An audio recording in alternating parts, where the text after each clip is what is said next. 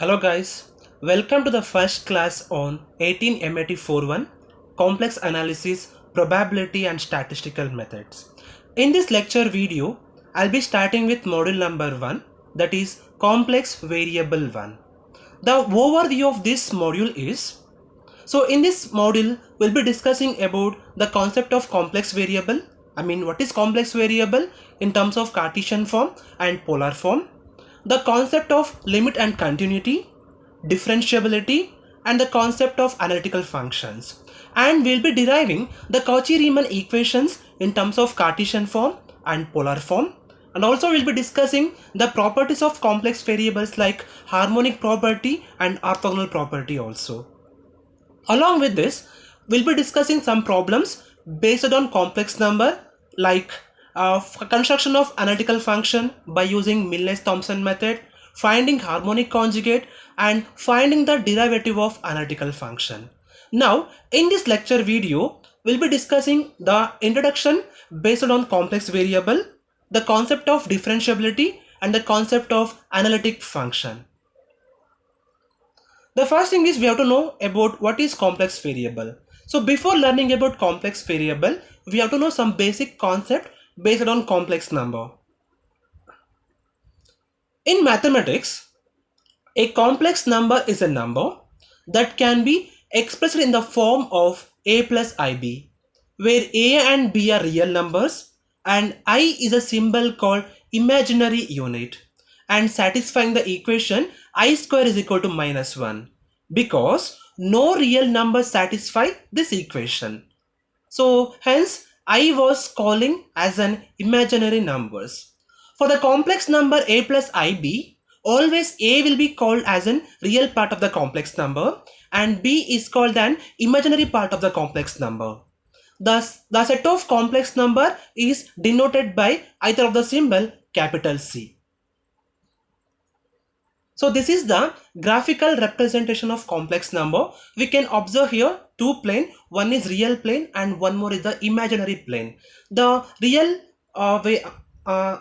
number a has been taken in the real plane and b has been taken in the imaginary plane, and the complex number which has been represented in the form of z is equal to a plus ib. It is starting from 0 and it is moving in the linear plane. So this is the graphical representation of the complex number. Okay, what is complex graph? Like how to plot the complex graph. So when we visualize the complex function, both the complex input and outputs are needed to plot the complex graphs here. So because each complex number is represented in only two dimension, visually graphing a complex function would require the perception of four-dimensional space, which is possible only in projection. Because of this, other ways of visualizing complex functions have been designed in this concept. So this is an example for a color wheel complex graph. So next one is calculus of complex functions. If z is equal to x plus iy is a complex number, then w is equal to f of z is called function of complex variable, or we'll be calling it as an complex variable function. So the w is equal to f of z is usually given by u plus iv is a complex variable, where this u is equal to u of x comma y and v is equal to v of x comma y in terms of Cartesian form. But in terms of polar form, u is equal to u of r comma theta and v is equal to v of r comma theta will be taken. So here this x comma y are real number which belongs to the real number r. So now let z bar is equal to x minus iy will be called as an complex conjugate of z, and it is denoted by the notation z complement. Now few basic formulas which is very much important to solve the problems in complex variable. The first formula is e power ix. The expansion of e power ix will be cos x plus I sin x. Second formula, e power minus ix. The expansion of e power minus ix is cos x minus I sin x. Third one, cos x. So this cos x can be represented in the form of exponentials like e power ix plus e power minus ix by 2. Sin x. The sin x can be written like e power ix minus e power minus ix by 2i. Next one, cos ix. Cos ix can be written like cos hyperbolic x. Sin ix can be represented like I into sin hyperbolic x. Cos hyperbolic ix can be written like cos x. Sin hyperbolic x can be written like I sin x. Next one, cos hyperbolic x. It will be equal to e power x plus e power minus x divided by 2. Sin hyperbolic x will be equal to e power x minus e power minus x divided by 2. Next one, de Moivre's theorem. The expansion of de Moivre's theorem is given by cos theta plus I sin theta whole power n. This will be equal to cos n theta plus I sin n theta. We can represent this as e power I n theta also, because e power I theta will be equal to what? Cos theta plus I sin theta. Then e power I n theta will be equal to cos n theta plus I sin n theta for all n belongs to the real numbers r.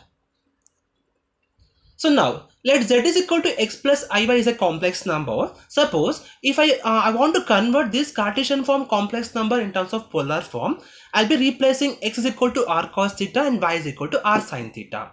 So if I replace these two values, x is equal to r cos theta and y is equal to r sin theta in this expression, I'll be getting z is equal to r cos theta plus I r sin theta. Since r is common here, I'll be taking r common factor. I got r into cos theta plus I sin theta, and this is nothing but e power I theta. So I got z is equal to r into e power I theta is a complex number in terms of polar form. So now I'm going to find the modulus and amplitude for the complex number. So like how to find modulus in the sense applying mod and both the sides for the Cartesian form complex number, I'll be getting the modulus equation, that is mod z is equal to r is equal to square root of x square plus y square. Like how r means, like after applying the modulus for this equation also we'll be getting r here.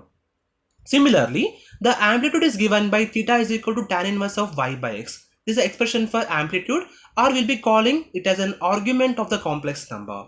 So now let z is equal to x plus iy is a complex number in the Cartesian form, and z is equal to r into e power I theta is a complex number in terms of polar form. Then w is equal to f of z is equal to u of x comma y plus I into v of x comma y is a complex variable in terms of Cartesian form. And w is equal to f of z is equal to u of r comma theta plus I into v of r comma theta is a complex variable in polar form. Now, the concept of limit. A complex valued function f of z defined in the neighborhood of a point z0 is said to have a limit L as z tends to z0.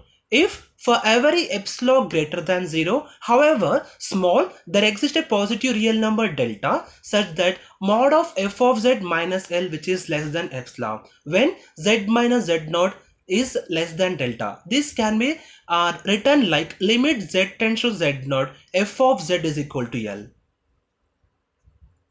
Continuity. A complex valued function f of z is said to be continuous at a point z0 if f of z is defined at z0 and limit z tends to z0 f of z is equal to f of z0. Differentiability. A complex valued function f of z is said to be differentiable if f dash of z exists and it is given by limit delta z tends to 0 f of z plus delta z minus f of z by delta z which is exists and it is unique. Now the actual concept, the concept of analytical function. A complex valued function f of z is said to be analytic if dw by dz is equal to f dash of z exists and is unique at z0 and its neighborhood of z0 also. So this function will be also called as an regular function and or holomorphic functions. So okay, in the next lecture video I'll be discussing the derivations for Cauchy-Riemann equation in terms of Cartesian form as well as polar form. Thank you.